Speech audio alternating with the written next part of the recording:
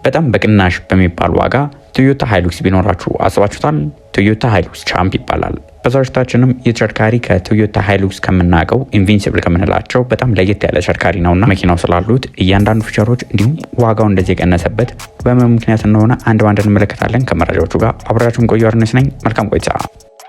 ሁሌም እንደምንላችሁ የትኛውንም በሚሊዮን አውጥታችሁ መኪና ከመግዛታችሁ በፊት የመኪናችሁ ጤንነት መረጋገጥ አለበት። ይህ ደግሞ የሚረጋገጠው ፒዲአይ ማለትም ፕሪ ዴሊቨሪ ኢንስፔክሽን መሰራት አለበት። የትኛውም ተሽከርካሪ ደግሞ ፒዲአይ እንዲሰራላችሁ ከተፈለጋችሁ ከስር በምታገኙ ስልክ ቁጥር ይደውሉልን። ቶዮታ ሃይሉክስ ቻምፕ የምንለው ኮምፓክት የሆነ የፒክአፕ ተሽከርካሪ ነው። በዋነኝነት ለስራ ተብሎ የተሰራ ተሽከርካሪ ነው። ቶዮታም ይህን ተሽከርካሪ ከ2023 ዓ.ም ጀምሮ በተለያዩ ሀገራት ላይ ለገበያ አገልግሎት እየሰጠ ይገኛል። የተሽከርካሪ የሚታወቅበት 3 ነገሮች አሉት። የመጀመሪያው ነገር ዋጋው በጣም ተመጣጣኝ የሚባል ነው፣ በተለይ ከቶዮታ ሃይሉክስ ኢንቪንሲብል ወይ ደግሞ ከሌሎች ፒክአፕ ተሽከርካሪዎች አንጻር። ሌላኛው ደግሞ ለስራ ተብሎ የተሰራ ተሽከርካሪ ነው። ሶስተኛው ደግሞ መኪናው እጅግ በጣም ጠንካራ እንዲሆን ተደርጎ የተሰራ ነው።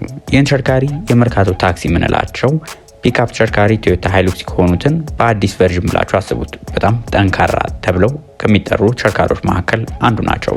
መኪኖቹ የተሰሩበትም ዓላማ በዋነኝነት የሚሆኑት ለቢዝነስ ላላቸው ሰዎች፣ ለፕሮጀክት እንዲሁም ደግሞ ለስራ ተብለው የተሰሩ ተሽከርካሪዎች ናቸው።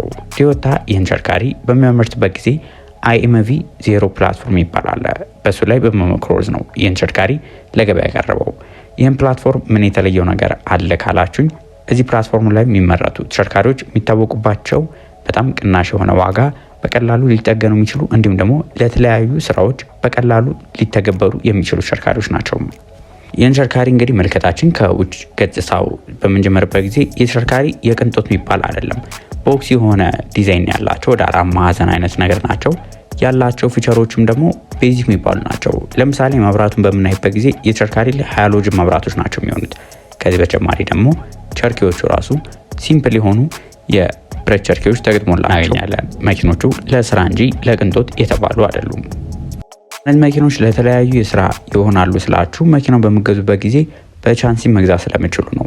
መኪኖቹ በዋነኝነት ባለ 2 በር የምንላቸው ፒክአፖች ናቸው። ባለ 4 በር አይደሉም። ባለ 2 በር ሆነው ግን ከኋላ ተለቅ ያለ እቃ መጫኛ ፒክአፕ ቦታ እንዲኖራቸው ማድረግ ይችላላችሁ። ከፈለጋችሁ ደግሞ እንደ ኮንቴነር አይነቱም የተሰራላቸው እንዲኖራቸው። ሌላኛው ደግሞ ተሽከርካሪዎች የተገጠመላቸው ሰስፔንሽን እንመልከት። ተሽከርካሪ ላይ የተገጠመላቸው ሰስፔንሽን እንደ ሌሎቹ የስራ ተሽከርካሪዎች ሁሉ ሊፍ ስፕሪንግ ወይ ደግሞ ፓሌስትራ የሚባለው ሰስፔንሽን ተገጥሞላቸው እናኛለን። ይህም እንደምናውቀው ሊፍ ስፕሪንግ የተገጠመላቸው ተሽከርካሪዎች በጣም ተለቅ ያሉ እቃዎችን ራሱ ጭነው የፈለጉበት ቦታ ገብተው መውጣት ይችላሉ። እንዲሁም ከሌሎቹ ከሰስፔንሽኑ አይነቶች ውስጥ ይህ ለስራ የሚሆነው የሚባለው ነው፣ ፓሌስትራ የምንለው ማለት ነው። ይህ ተሽከርካሪ ላይ የተለያዩ የኢንጂን አማራጮች አሉ። ስትፈልጉ በቤንዚን አለ፣ ስትፈልጉ ደግሞ በናፍጣ አለ። ከነዚህ መካከል የመጀመሪያው የሚሆነው ባለ 2 ሊትሩ የቤንዚን ሞተሩ ነው። 1 TRFE የምንለው አለ። ይህም ወደ 137 የፈረስ ጉልበት ማመንጨት ይችላል። ቶርኩም ቢሆን 183 ኒውተን ሜትር ኦፍ ቶርክ ማመንጨት ይችላል። ትራንስሚሽናቸው በ5 ስፒድ ማኑዋል ናቸው። እነዚህ በተለይ ቀለል ያሉ እቃዎችን ለከተማ ውስጥ አገልግሎት የምንጠቀመው ከሆነ ይህ ተመራጭ ነው። ከዚህ በተጨማሪ ደግሞ ሁለተኛው አማራጫችን ባለ 2.7 ሊትር 2 TRFE የምንለው ነው። ይህም የቤንዚን ሞተሩ ሲሆን 166 የፈረስ ጉልበት ማመንጨት ይችላል። ቶርኩም ቢሆን 245 ኒውተን ሜትር ኦፍ ቶርክ ማመንጨት ይችላል። ተሽከርካሪ ላይ ግን በ2.7 ሊትር በሚሆንበት ጊዜ ሌላኛው አማራጭ ምንድነው? መኪናው በ5 ስፒድ ማኑዋል ብቻ ሳይሆን በ6 ስፒድ አውቶማቲክም ኦፕሽናል እንዲሆን ማድረግ ይችላላችሁ። ይህ እንግዲህ ከዛኛው የሚለየው ምንድነው? የተሻለ ጉልበት ስላለው ከበድ ያሉ እቃዎችን ለፕሮጀክትም የሚሆን አማራጮች ናቸው በ2.7 ሊትሩ ማለት ነው። እስካሁን የነገርኳችሁ መኪኖቹ የተገጠመላቸው በቤንዚን ሞተር ሲሆን ነው። በናፍጣ ደግሞ ሌላ አማራጭ አለ። ይህም በ2.4 ሊትሩ ማለት ነው። ይህም በቱርቦ ናፍጣ ሲሆን 2GD FTV የሚባለው ኢንጂን ነው። ይህም ኢንጂን 148 የፈረስ ጉልበት ማመንጨት ይችላል። ነገር ግን ቶርኩ ከፍ ያለ ነው። ከ343 እስከ 400 ኒውተን ሜትር ኦፍ ቶርክ ማመንጨት ይችላል። ኒውተን ሜትር ኦፍ ቶርክ ምንድነው ይህን ያህል ማተር የሚያደርገው ደጋግመ የምንነግረን ካላችሁኝ፣ ኒውተን ሜትር ኦፍ ቶርክ በዋነኝነት መኪናውን ፑሽ አድርጎ ካለበት ቦታ ይዞልን የሚወጣው ዋነኛ ጉልበቱ ነው። በተለይ የስራ ተሽከርካሪዎች፣ የትልልቅ ትራኮች አይታችሁ ከሆነ ቶርካቸው ከፍተኛ ነው የሚሆነው። ለመጎተትም ጭኖ ለመውጣትም የሚያረጋቸው ይህ ቶርክ ምንለው ነው። የተሽከርካሪ ላይ የተገጠመለት ትራንስሚሽን በምናይበት ጊዜ ሁለት አይነት ትራንስሚሽን አማራጮች አሉት። እንደዚህ ቅድሙ በ5 ስፒድ ማኑዋልም አለ፣ ተጨማሪ ደግሞ በ6 ስፒድ አውቶማቲክም አላቸው። እነዚህ በጣም ተመራጭ የሆኑ ሞተሮች ናቸው። በተለይ ለተለያዩ ስራዎች፣ ለኮመርሻል የሆኑ ለከባባድ ዕቃ ለመጫንም ተመራጭ የሆኑ ናቸው። መኪናውን ስትመለከቱት የሆነ አጭር ተሽከርካሪ ሊመስላችሁ ይችላል። ነገር ግን መኪናው ረዘም ያለ ነው። ረጅም ነው ካላችሁ እነዚህ ተሽከርካሪዎች ከ4.5 ሜትር እስከ 5.3 ሜትር ርዝመት አላቸው። ስፋታቸውም ቢሆኑ 1.7 ሜትር ነው። እንዲሁም ቁመታቸው ወደ ላይ 1.7 ሜትር ነው። መኪኖቹ ይህን እቃ መጫኛቸው መጫን የሚችሉት ወደ 1 ቶን ያህል የመጫን አቅም አላቸው። በጣም ጥሩ የሚባሉ ተሽከርካሪዎች ናቸው። ወደ መኪናው ውስጥ የገዝታ የምንገባበት ጊዜ ደግሞ ተሽከርካሪዎች ቤዚክ የሚባሉ ናቸው። ያን ያህል የቅንጦት የሚባል ነገር የላቸውም። ተሽከርካሪዎች እንግዲህ እንደምትመለከቱት ማኑዋል ኤሲን ያላቸው ወንበሮቹ የጨርቅ ወንበሮች ናቸው።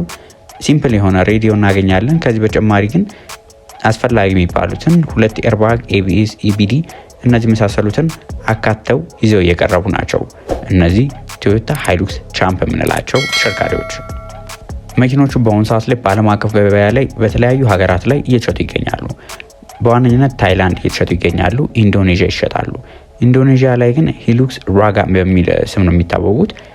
ከፊሊፒንስ የምታስመጡ ከሆነ ደግሞ ቶዮታ ተማራ የሚባል ስያሜ ያላቸው፣ ከሳውዝ አሜሪካ ከፔሩ ደግሞ የምታመጡ ከሆነ ቶዮታ ሱርቶ የሚባል ስም አላቸው። እና ተሽከርካሪዎች በተለያየ ሀገር ላይ የተለያየ ስያሜ ያላቸው ተሽከርካሪዎች ናቸው። እነዚህ ተሽከርካሪዎች እንደነገርኳችሁ በተለያዩ ሀገራት ላይ የተለያየ ዋጋ አላቸው። ከታይላንድ፣ ኢንዶኔዥያ፣ ፊሊፒንስ፣ ፔሩ በዋነኝነት የሚሸጡበት ሀገራት ስለሆኑ ነው። በእነዚህም ሀገራት ላይ ተሽከርካሪዎች ከ12000 አሜሪካን ዶላር እስከ 13000 እንዲሁም የተሻለ ኦፕሽን ያለው በሚሆንበት ጊዜ ደግሞ እስከ 16000 አሜሪካን ዶላር ድረስ እየተሸጡ የሚገኙ ተሽከርካሪዎች ናቸው። እነዚህ ተሽከርካሪዎች በሀገራችን ላይ ከሚገኙት ቶዮታ ሃይሉክስ ኢንቪንሲብል ከምንላቸው አንጻር በምናይበት ጊዜ ቶዮታ ሃይሉክስ ኢንቪንሲብል የምንላቸው ከስራ በተጨማሪ ለዝነጣ የሚሆኑ ተሽከርካሪዎች ናቸው። በጣም ልዩና ቅንጡ የሆኑ ነው። በአሁኑ ሰዓት ላይ ዋጋቸውም ይቀላል አይደለም። እንደምታስታውሱት 12 ሚሊዮን ብር አካባቢ ነበሩ። በአሁኑ ሰዓት ላይ ግን አዲሶቹ ከ20 ሚሊዮን ብር በላይ ራሱ የተጠሩ ያሉ ተሽከርካሪዎች ናቸው።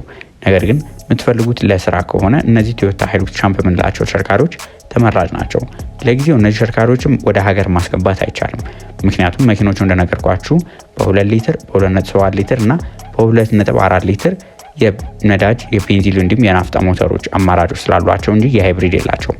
ነገር ግን ከትንሽ ጊዜያት በኋላ ቶዮታ እንደገለጹት ከሆነ ተሽከርካሪዎች ላይ የማይል ሃይብሪድ አማራጮች ሊኖራቸው ስለሚችል ወደ ሀገራችን መግባት እድላቸው ሰፊ ነው የሚሆነው። በተለይ ለስራ ኮንትራክተሮች ከሆናችሁ፣ ለተለያዩ ፕሮጀክቶች የምታንቀሳቅሱ እቃ የምታዘዋውሩ ከሆነ ተሽከርካሪዎች ተመራጭ ያደርጋቸዋል።